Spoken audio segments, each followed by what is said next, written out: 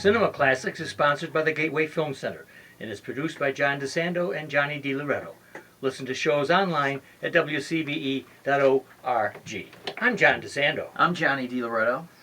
This is Cinema Classics. Yeah, what'd you do with my pen? You took my pen. Need that. Thank you. Okay, you know, we haven't talked about documentaries in I can't so document anything without a pen.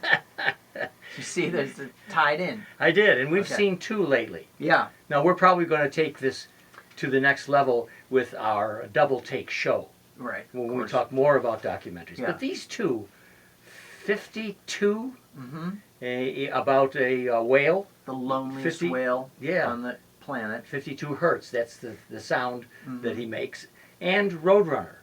Boy, Yeah, that is a mix-up. The Anthony Bourdain, sort of a remembrance and celebration of Anthony Bourdain's Yeah. life and career. Two very different movies. Boy, obviously. they really are. Which you is know. the better one for you? The better one for me is the Bourdain Okay. movie. I think he is such a dynamic figure. He's had such a sort of cultural influence. You know, the way we look at food, he kind of cracked open the window on that industry, which remained mysterious for so long. He was just a great personality. You know what I really love that comes through in this movie is his love of movies. Mm-hmm. That he was always trying to incorporate these references into his CNN shows, and he was just a smart, witty, you know, curmudgeonly, but ultimately very open and warm and vulnerable person. Yeah, he was a food buccaneer. He was a food buccaneer, and I think he got away from making food to making himself celebrity. What this shows me, and because they have hundreds of hours of film of him, you're talking about he's interested in movie, he's also interested in being filmed. Yeah, And obviously... that was a surprise. Yes. That was a surprise to me that there was so much footage of him from even before Kitchen Confidential was. Yes, you know, yes, written. yeah. So he's roguish and very charismatic, and I thought that this film showed celebrity in a very positive light, except for the fact that he committed suicide. And everybody who's watching this film is hoping for an insight into why such a magnificently celebrated chef, Right. world figure, would commit suicide. Yeah, we don't really ever get Not that. at And all. I think that's because, you know, it's mysterious. And Sure. I think any sort of kind of poking around in that area is just going to just be off-putting. Yeah, you're absolutely right. I think it's a fool's game to try to figure it out. I did suspect that the young actress, the Italian actress, who left him, Yeah. might have spurred him Asia out. Argento, the daughter of Yeah, Dario Argento. You know, that's where, like, they said he had a broken heart maybe over that. Yeah. And, you know, it's possible, but who's to say? Yeah. You know, the thing that we're left with is the overwhelming sadness Yes. that these people, his loved ones and his close friends, are still experiencing. Speaking of overwhelming sadness, Yes, the loneliest whale, I knew you were going to go there. 52. 52. You know, what did you think of this documentary? I was really disappointed. Okay. First of all, why would anybody give you an hour and a half of a documentary and not actually achieve their goal? Well, the goal changed. I realize that. Right. Well, They're looking for this whale. Yeah, I do. Is it too much of a spoiler to say they find him? There's a couple of interesting little You twists think here. they found him? I think maybe they're just slapping that on I you don't so- know. But But to appease you for and that's having sat through an the hour and a last half. 20 seconds we That's find. what I'm saying. This documentary could have been 30 minutes long, It's for or sure. 45 minutes, if I'm being generous. Right? This is something that, if it popped up on Hulu, I'd watch this. Yeah.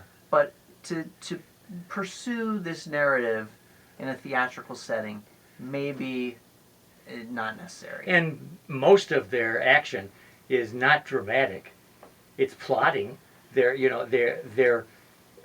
all the people on the ship are dedicated to the goal of finding this whale. Yeah. And it's the most difficult job. And we see them sending down these tubes into to sense the ocean. And they're looking at all these little, like, audiograph maps. Exactly. And I'm saying, It's like a little, it's like the this is world's exciting. most boring mystery.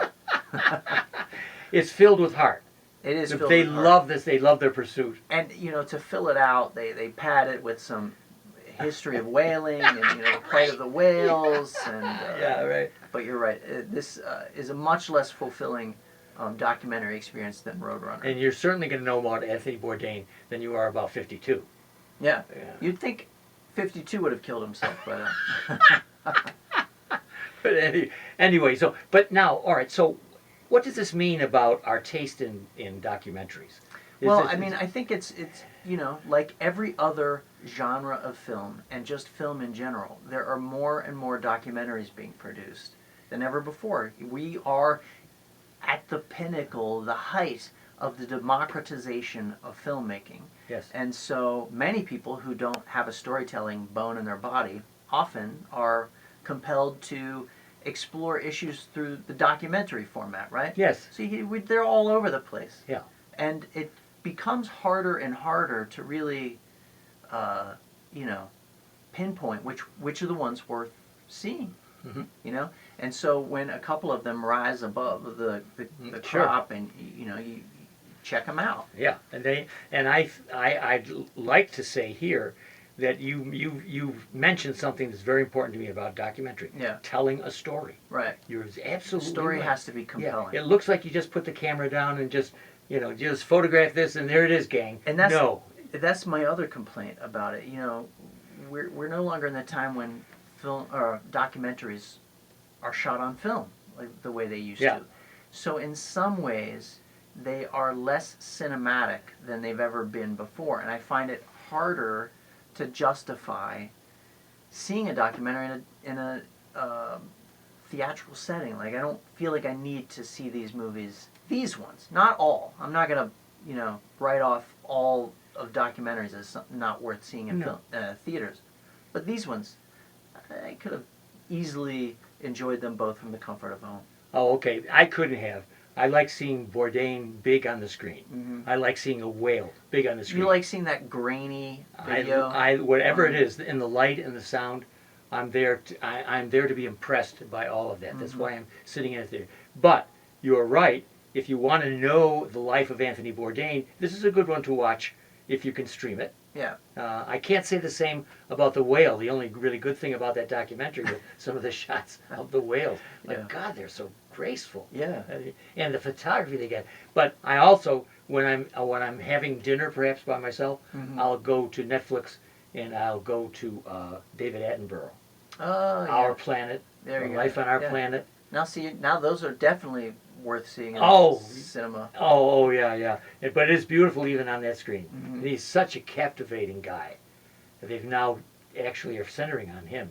His original Our Planet, you didn't even see him. Yeah. But his voice, the guy's 93 years old, and he's got a better voice than Morgan Freeman.